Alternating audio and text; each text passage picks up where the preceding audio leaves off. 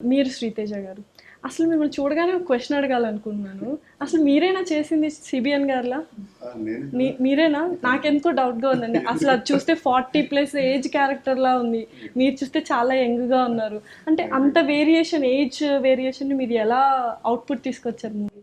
అంటే మెయిన్గా క్యారెక్టర్ని స్టడీ చేస్తాం కదా. క్యారెక్టర్ని స్టడీ చేసినప్పుడు ఆ ఏజ్ ఫ్యాక్టర్లో ఆ థింకింగ్ ఎలా ఉంటుంది, ఎలా మాట్లాడతారు, ఎలా ఉంటుంది, అది ముందు బాగా స్టడీ చేశాను.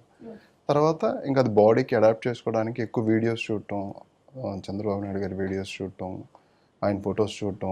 నేను మార్నింగ్ నన్ను ఎప్పుడైతే సెలెక్ట్ చేసుకున్నారో ఆ డే నుంచి షూటింగ్ ఫినిష్ అయిపోయే వరకు కూడా నేను కంటిన్యూగా అదే మోడ్లో ఉన్నా, ఇంకా బయటికి రాలేదు.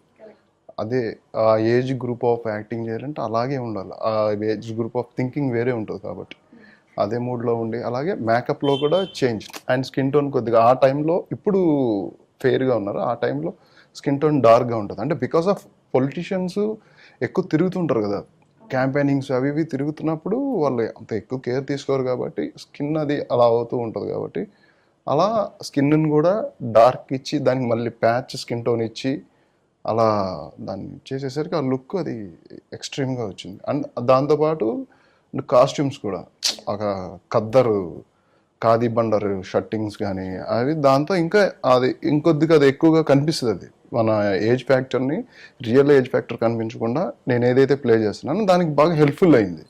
సో ఆ ఏజ్ ఫ్యాక్టర్ కనిపించకుండా గెటప్ అదంతా ఓకే అండి, బట్ ఆ క్యారెక్టర్ని ఇన్వాల్వ్ అయ్యి మీరు చేశారు కదా. అండ్ నేను విన్నాను సెట్లో కూడా మీరు మాట్లాడలేదంటే ఎవరితో, అంత కాన్సన్ట్రేటెడ్గా రియల్ చంద్రబాబు నాయుడు లో ఉండాలి నేను అన్నట్టు బిహేవ్ చేశారంట. అంటే నేను ఎస్పెషలీ యజ్ఞేష్ శెట్టి గారితో అసలు నేను మాట్లాడలేదు ఎప్పుడు. అసలు నేను చూడలేదు, నేను పలకరించలేదు, నేను విష్ చేయలేదు, అసలు సమస్య లేదు. అంటే ఇలా వస్తుంటే నేను ఇటు నుంచి వెళ్ళిపోయాను అంతే. సో అది జస్ట్ అంటే కరెక్ట్గా, అంటే స్క్రిప్ట్ అయితే ఎలా ఉందో నేను ఆ స్క్రిప్ట్ని నేను ఒకటేసారి చదివాను. స్క్రిప్ట్ ఒకటేసారి చదివి నేను అది అప్పటికి అంటే వీడియోస్ చూడటం, కొద్దిగా అనాలిసిస్ చేసుకోవడం, ఇదంతా చేసుకోవడం వల్ల బాగా బ్రెయిన్లో ఆ స్క్రిప్ట్ని గట్టిగా పెట్టుకొని ఇంకా అది ఎలా ఉంటుందంటే అది, అంటే ఎప్పుడైతే ఆర్జీవి గారు నాకు ఈ క్యారెక్టర్కి నన్ను ఫైనల్ చేసుకొని నాకు ఎప్పుడైతే ఈ క్యారెక్టర్ ఇచ్చారో అప్పుడు నా మీద బరువు బాధ్యతలు చాలా ఉన్నాయి. అంటే ఒక యాక్టర్గా నాకు ఇట్స్ ఏ ఛాలెంజింగ్ రోల్. ఎందుకంటే సీనియర్ మోస్ట్ పెద్ద పెద్ద యాక్టర్స్ ప్లే చేసే క్యారెక్టర్ నన్ను నమ్మి నాతో చేపించుకోవడం అనేది చాలా టఫ్ జోన్. అది ఆ లైన్లోకి వెళ్ళడం, ఆ లైన్లో నేను ట్రావెల్ అవ్వడం, కరెక్ట్గా ఆ క్యారెక్టర్ ఎలా ఉంటే బాగుంటుంది అనేది సేమ్ అలాగే. నేను బాగా ఫ్రెండ్లీగా ఉంది మా మామగారు విజయ్ కుమార్ గారితోనే, ఎన్టీఆర్ గారితో. నేను అలాగే ఆయన్ని అలాగే ప్రైడ్ చేశాను సార్. అలాగే ఎప్పుడు మా మామగారు అని అనుకుంటూ ఆయనతో, అంటే మిగతా వాళ్ళతో చాలా తక్కువ మాట్లాడాను.